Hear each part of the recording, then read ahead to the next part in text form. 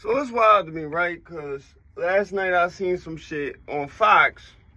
I don't know what their point was. I hope they wasn't trying to act like...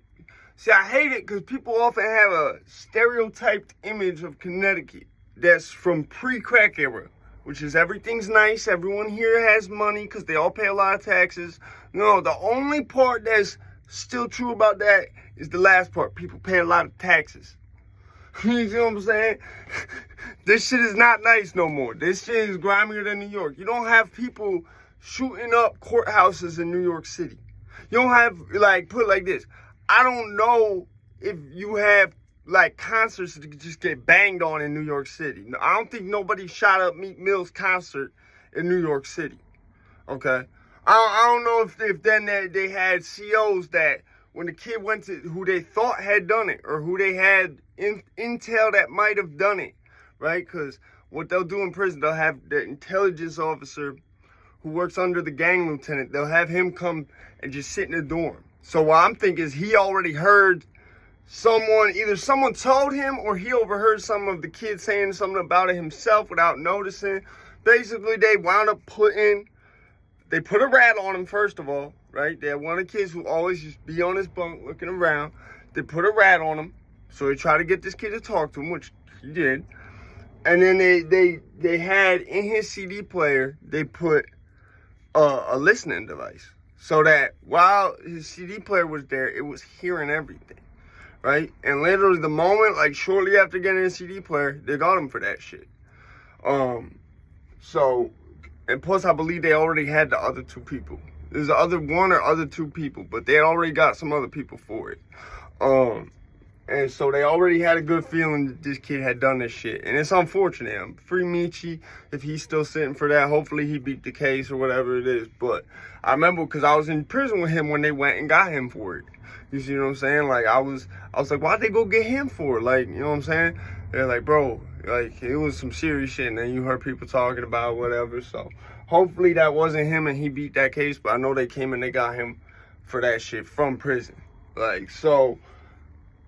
Like, it's crazy because I'll tell some of this shit to, like, people in other parts of the country, and it's like, they don't believe the shit. They don't believe the shit, and it's like, I can't be mad at them. Like, if I didn't see this shit with my own eyes, or, like, no people had bonded out of jails out here to come back and literally shoot a CO after doing it with an AR while he's getting in his car in employee parking, like, I wouldn't believe the shit either.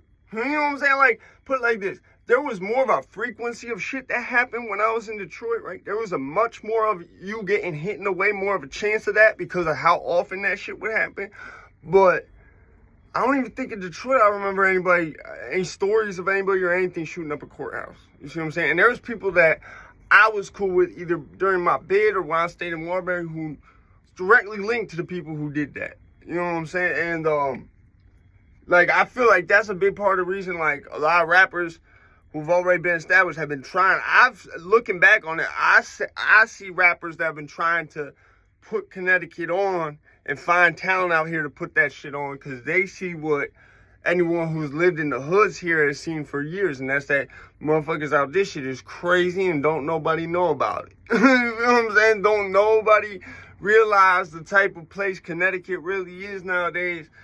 Like, anyone who hasn't been here post-crack era, especially post-crack era and then post-recession, they haven't really seen Connecticut like that.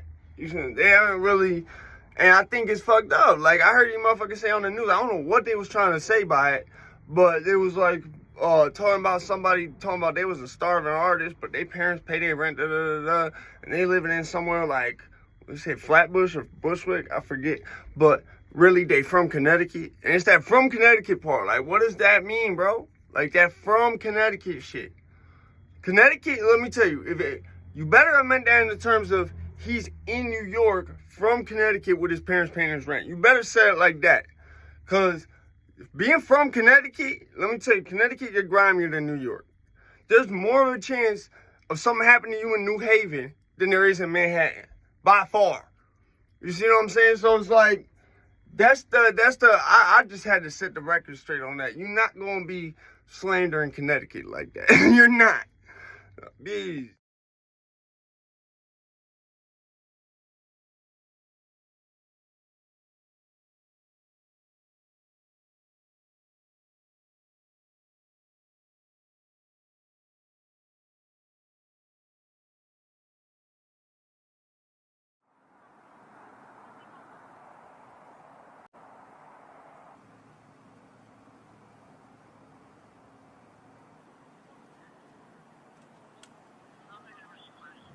In a developing story out of Waterbury, there's been a shooting outside of the city's courthouse. News 8's LaSalle Blanks joins us live now with the very latest from police. LaSalle.